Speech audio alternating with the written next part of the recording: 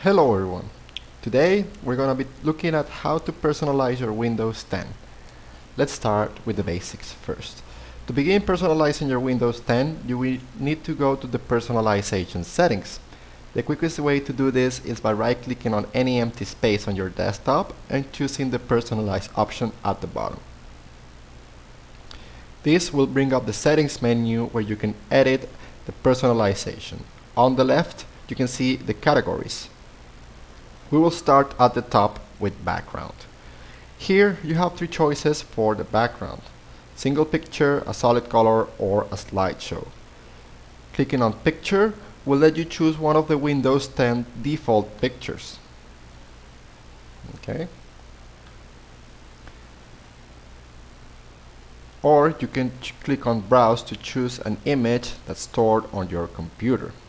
You can also choose the fit to decide how that picture will appear on the screen. If you select solid color, it will let you select the color of the background. It has colors by default, but you can also choose a custom color. Just make sure to click on done.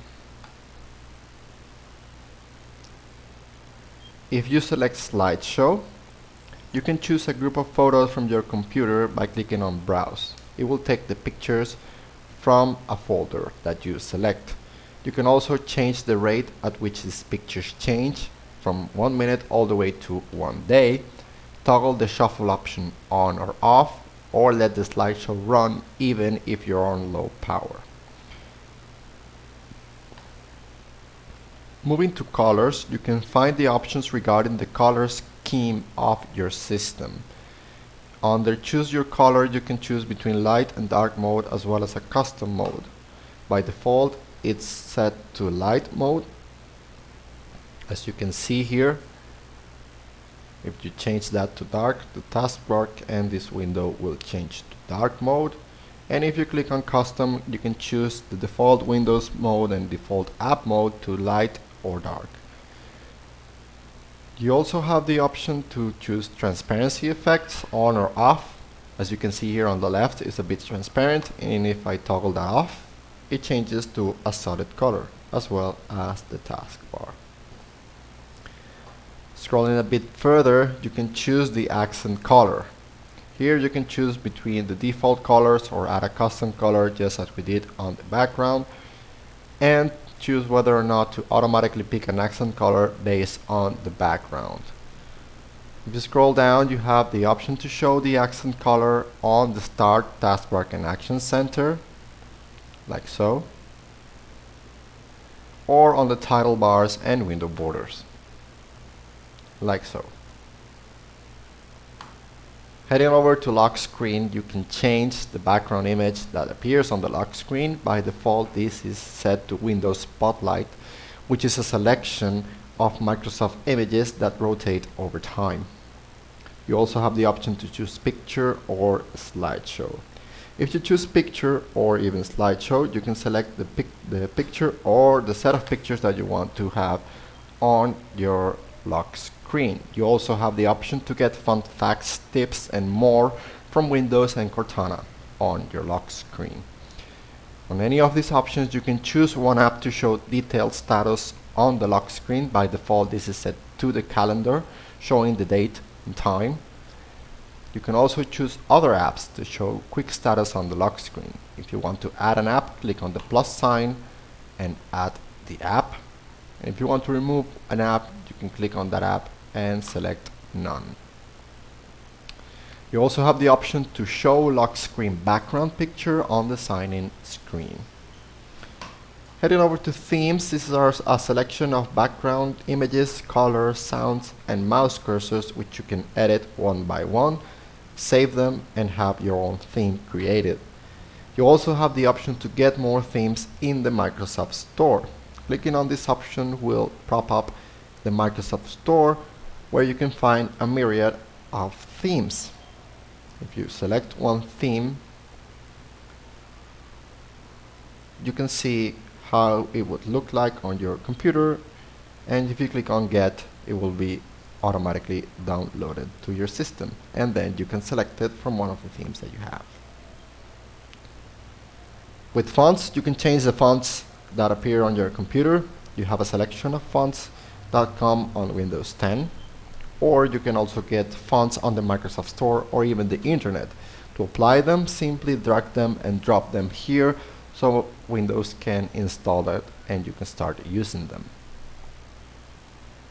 Next, we have the Start menu options. Here, these options will only affect the Start menu. This is little icon on the bottom left. You can show more tiles on Start menu, show app list on Start menu, show recently added apps, show the most used, and even use the Start screen at full screen or not. By default, this is set to on, having the Start menu as a full screen.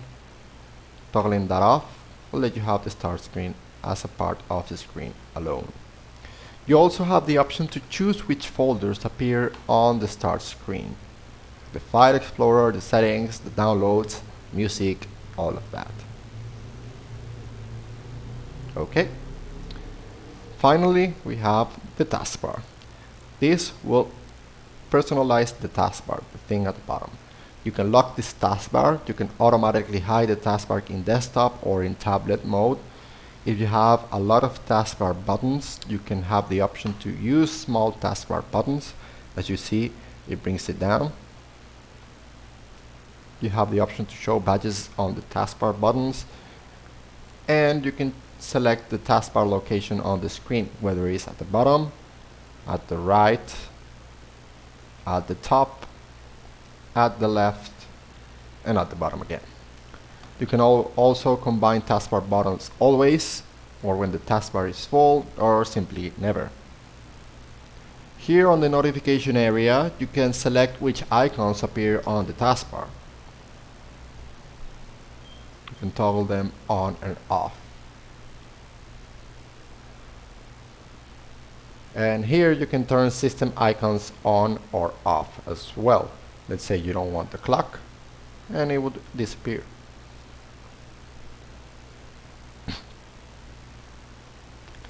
And if you have more than one display, you can have the option to show the taskbar on all displays, as well as show the taskbar buttons on all taskbar on the second display or on the first display, as well as combine the buttons on other taskbars as we did above. Finally, you have the option to show contacts on the taskbar. Toggling this on will let you see this little icon here with two people.